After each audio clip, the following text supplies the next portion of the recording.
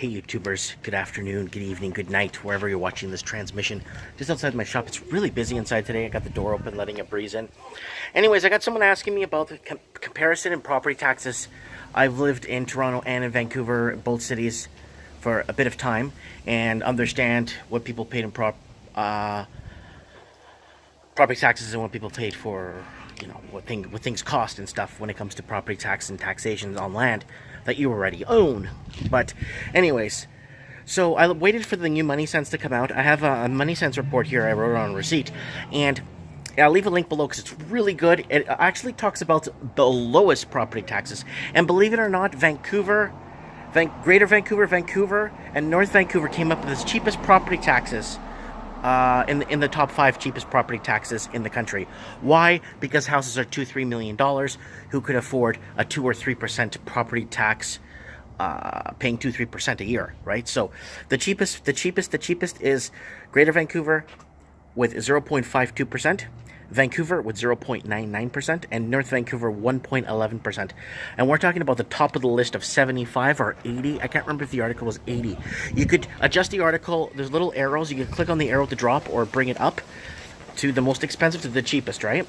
And the most expensive, now this is pretty bizarre, and I remember living in Ontario. My mom would pay a fortune in property taxes.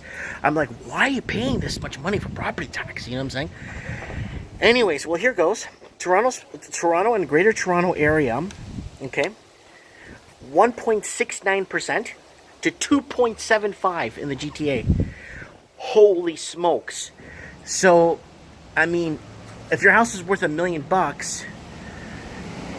you're paying a buck-ton load in property taxes per year.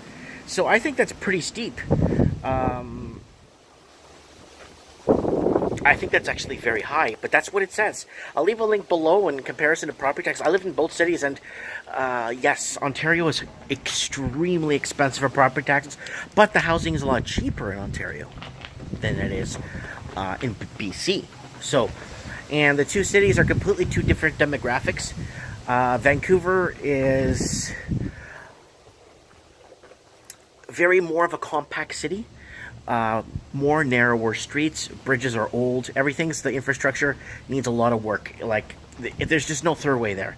Like when you get off the highway to get to the airport here, you have to take side streets to get to an airport.